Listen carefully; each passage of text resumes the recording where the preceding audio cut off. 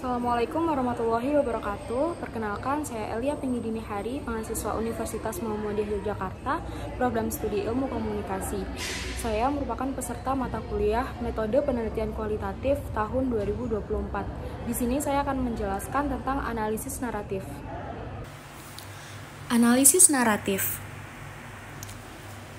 Pertama adalah definisi narasi. Sebuah teks dikatakan narasi apabila terdapat runtutan atau rangkaian peristiwa. Menurut Girolf Ganets tahun 82, narasi adalah representasi dari sebuah peristiwa atau rangkaian peristiwa-peristiwa yang terjadi.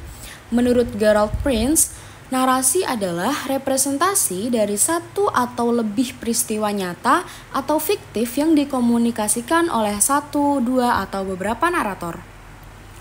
Nah, karakteristik narasi yang pertama adalah ada rangkaian peristiwa. Yang kedua, rangkaian peristiwa tidaklah random, tetapi mengikuti logika tertentu.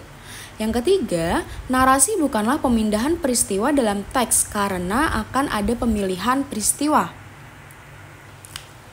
Dalam narasi terdapat story dan juga plot.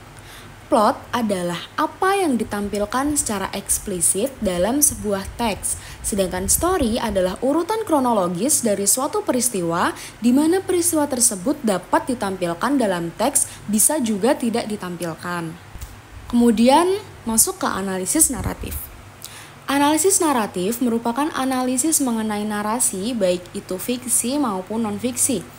Menggunakan analisis naratif berarti menempatkan teks sebagai sebuah cerita sesuai dengan karakteristiknya. Teks atau narasi dilihat sebagai rangkaian peristiwa yang dipilih dan juga dibuang. Manfaat analisis naratif yang pertama, membantu memahami bagaimana pengetahuan, makna, dan nilai diproduksi dan disebarkan dalam masyarakat. Kemudian memungkinkan untuk menyelidiki hal-hal tersembunyi dari suatu teks media. Yang ketiga, memahami bagaimana dunia sosial dan politik itu diceritakan dalam pandangan tertentu yang dapat membantu kita mengetahui kekuatan dan nilai sosial yang dominan dalam masyarakat. Yang keempat adalah merefleksikan kontinuitas dan perubahan dalam komunikasi. Kemudian kita masuk pada model analisis naratif. Yang pertama adalah model dari Todorov. Nah, struktur model naratif dari Todorov ini diawali dengan equilibrium atau keharmonisan. Kemudian yang kedua adalah gangguan atau kekacauan. Kemudian balik lagi ke equilibrium. Bisa diperhatikan dalam setiap cerita pasti diawali dengan sebuah keharmonisan. Kemudian dalam keharmonisan tersebut tiba-tiba terdapat sebuah masalah yang membuat kekacauan. Kemudian masalah tersebut dapat diselesaikan dan kembali ke keharmonisan. Kemudian ada model Nick Lackey. Model Nick Lackey yang pertama adalah ada kondisi keseimbangan di mana kondisi ini masih baik-baik saja di awal terjadinya sebuah peristiwa.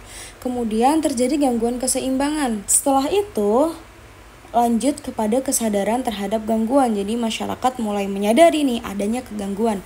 Kemudian adanya upaya untuk memperbaiki gangguan tersebut sehingga terjadilah pemulihan menuju keseimbangan. Kemudian ada model dari Mary Gillespie, yaitu yang pertama adalah eksposisi atau kondisi awal yang masih baik-baik saja, kemudian terjadi kekacauan. Nah, kekacauan ini kemudian semakin membesar dan sehingga menuju ke klimaks atau konflik dari peristiwa tersebut. Setelah itu terdapat penyelesaian dan akhir dari peristiwa. Kesimpulannya adalah analisis naratif adalah pendekatan dalam studi sastra atau film dan teks lainnya yang meneliti bagaimana cerita itu disusun, karakter dikembangkan, dan tema itu diungkapkan.